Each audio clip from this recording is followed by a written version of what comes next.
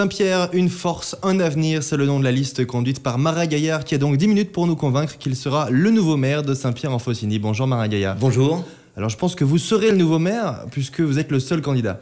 Bien écoutez, la démocratie est ainsi faite, donc je serai élu nouveau maire bien évidemment pour la 4e fois puisque ce sera mon 4e mandat. Justement, pourquoi repartez-vous par sens du sacrifice? Parce que personne ne veut y aller à Saint-Pierre-en-Faucigny ou parce que la politique c'est une drogue et quand on y a goûté on ne peut plus s'en passer?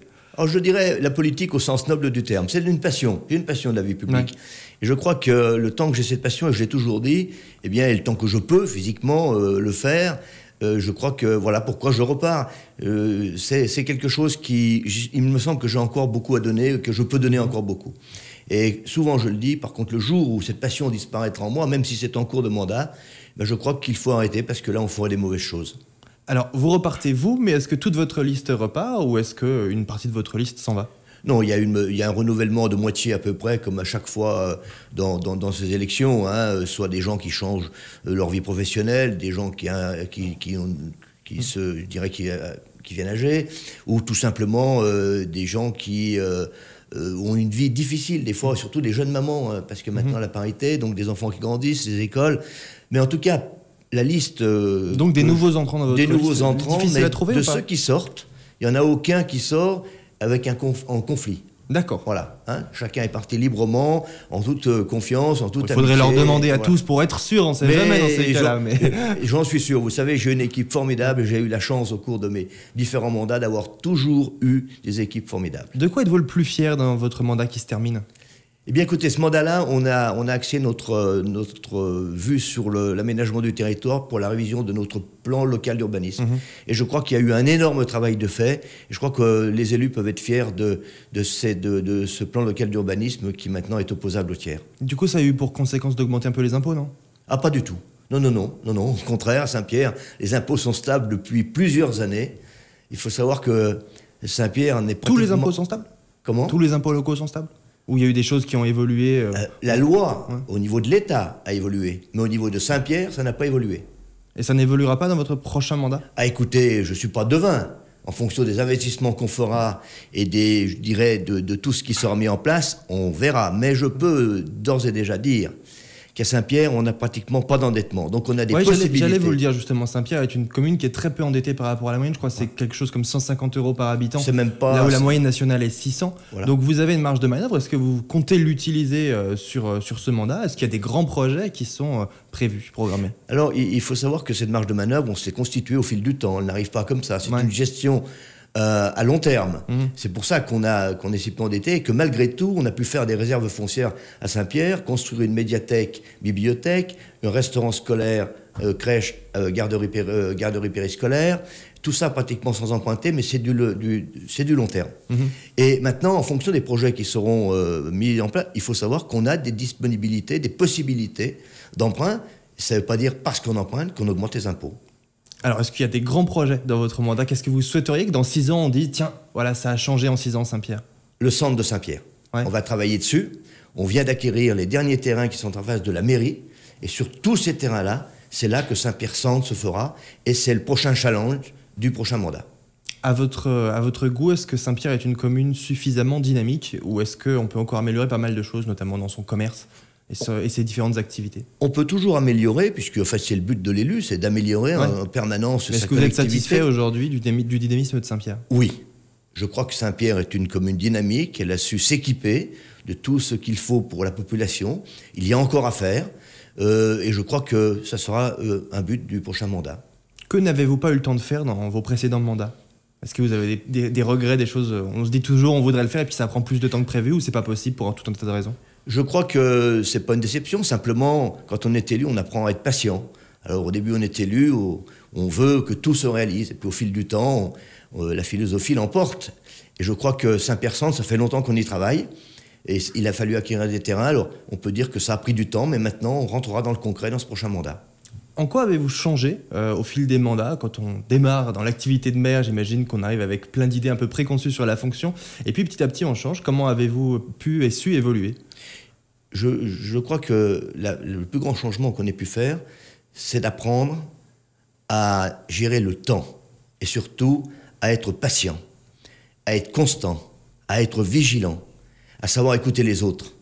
Beaucoup de philosophie. Je crois que ce que j'ai appris, c'est la philosophie. On a le temps, quand on est élu de Saint-Pierre-en-Faucigny, d'écouter les gens, de les rencontrer. Comment est-ce qu'on met en place, je dirais, une sorte de démocratie participative? Comment on fait en sorte de savoir ce que ces administrés veulent et souhaitent?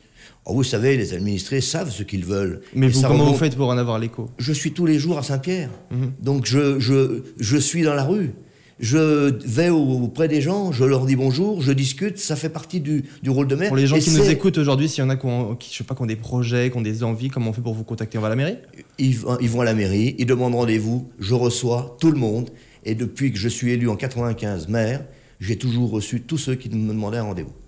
Très bien. Et je peux vous dire que ça en fait beaucoup. On leur demandera à tous. Vous pouvez leur demander. Est-ce qu'il y a d'autres projets? Vous avez parlé du centre de Saint-Pierre-en-Faucigny que vous souhaitiez rénover dans votre mandat. Qu'est-ce que vous souhaitez faire d'autre? On va aussi travailler sur la propriété Candier, puisqu'on a acquis cette propriété où on a ouvert le parc aujourd'hui.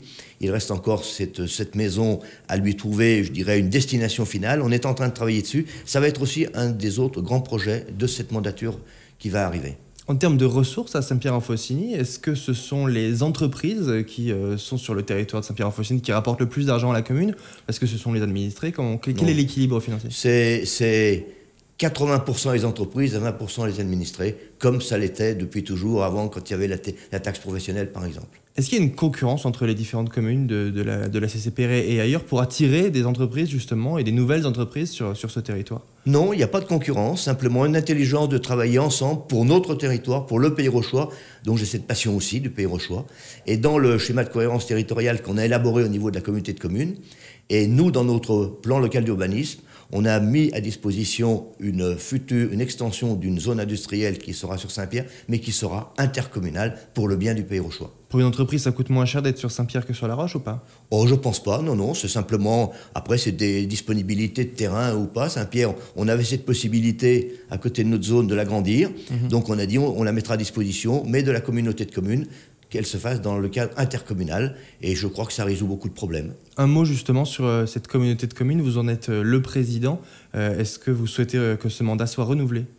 Bien écoutez, pour l'instant, il faut attendre que tous les conseils municipaux se renouvellent, et puis il y aura une nouvelle élection d'un président à la communauté de communes. Mais justement, est-ce que vous souhaitez vous présenter à cette élection? Parce que certains nous ont déjà répondu qu'ils ne le souhaitaient pas, que ce n'était pas dans leurs ambitions. Écoutez, je pense qu'en l'état actuel des choses, pourquoi pas? Et c'est pas forcément une présidence tournante? Je pense que c'est pas une bonne solution. Je pense qu'une présidence tournante, on la vit à l'arc un petit peu, et on sent bien que 6 mois avant, eh bien voilà, il y a un nouveau président. Je crois que non. Il faut une certaine constance, et le temps d'un mandat est la bonne, je dirais, le bon temps pour une présidence. Comment voyez-vous l'évolution dans les années à venir et pour l'ensemble des communes du Pays Rochois entre la CCPR, l'articulation entre les municipalités et la CCPR? Est-ce que de plus en plus de choses doivent être déléguées à la communauté de communes? Et est-ce que c'est une bonne chose? Alors je crois que c'est toute la question. Il ne faut pas dire de plus en plus de choses, mais des choses intelligentes. La loi impose d'en faire de plus en plus, déjà. De plus en plus, mais il faudra le prendre avec beaucoup de vigilance, beaucoup de réflexion.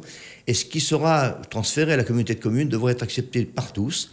Et ça devra se faire, je dirais, sans léser personne, mais en ayant une intelligence de territoire. Et je pense que la mentalité des élus que nous sommes évolue par obligation, certes, mais aussi parce qu'on sent bien le besoin de plus en plus de travailler ensemble dans des grands projets. Et je crois que même au-delà de la communauté de communes, je crois que les territoires doivent se dépasser eux-mêmes.